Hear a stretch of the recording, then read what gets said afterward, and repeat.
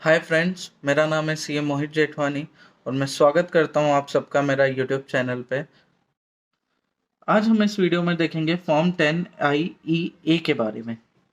तो पहले मैं अगर आपको फॉर्म 10 आई ई बना बताने से पहले मैं आपको कुछ एक इम्पॉर्टेंट चीज़ बताना चाहता हूँ कि फाइनेंशियल ईयर 23-24 के जितने भी आईटीआर्स होंगे, मतलब फाइनेंशियल ईयर 23-24 मतलब AY 24-25 के जितने भी आईटीआर्स हैं, उसमें डिफ़ॉल्ट जो आपकी इनकम टैक्स रिजिम जो रहेगी वो आपकी न्यू टैक्स रिजिम रहेगी।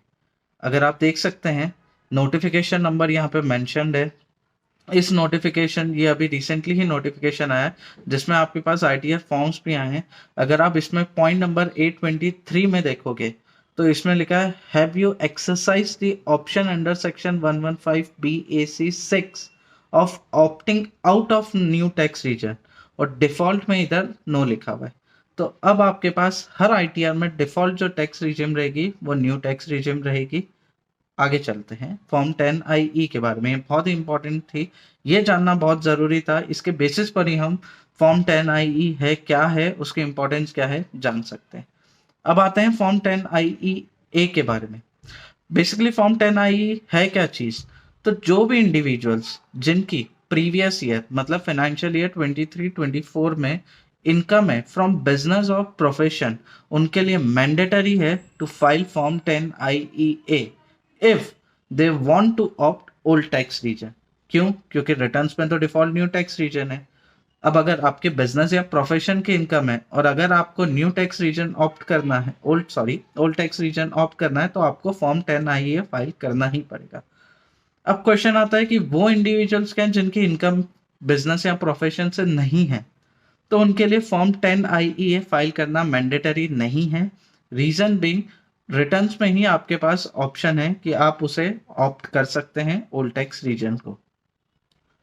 ठीक है, अब आगे चलते हैं। इसको सबमिट कब करना है, मतलब ड्यू डेट क्या है फॉर फाइलिंग फॉर्म 10 आई की। तो form 10 I should be filed before filing your income tax return. अब इनकम टैक्स रिटर्न फाइल करने से पहले आपको फॉर्म 10 आई फाइल करना है। क्यों? क्योंकि जब आप फॉर्म 10 आई फाइल करोगे उसके बाद आपको एक एक्नॉलेजमेंट नंबर मिलेगा जो कि आपको इधर मेंशन करना है आपके रिटर्न में, अगर आप ओल्ड टैक्स रीजन ऑप्ट करते हो तो। ठीक है, अब मोस्ट इंपॉर्टेंट क्वेश्चन कि अगर मैंने रिटर्न फाइल ही नहीं किया ड्यू डेट तक तो उस सिनेरियो में क्या होगा। तो इधर मैंने 3 सिनेरियो लिख के रखे हैं। अगर कोई इंडिविजुअल जिसकी बिजनेस या प्रोफेशन से कोई इनकम नहीं है, ठीक है, तो उस केस में उसकी ड्यू डेट रहती है 31 जुलाई 2024। क्योंकि एक इंडिविजुअल जिसके बिजनेस या प्रोफेशन से कोई इनकम नहीं है, उसको फॉर्म 10 आई फाइल करना मैंडेटरी नहीं है, तो वो at the time of return filing ही वो ऑप्शन चूज कर लेगा अगर उसे ओल्ड टैक्स रीजन चाहिए तो। बट इन केस अगर उस इंडिविजुअल ने ड्यू डेट तक रिटर्न फाइल ही नहीं किया तो क्या होगा।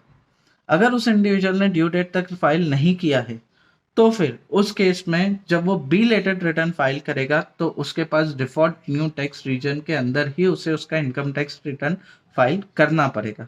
उसके पास ओल्ड टैक्स रीजन चूज करने का ऑप्शन नहीं है।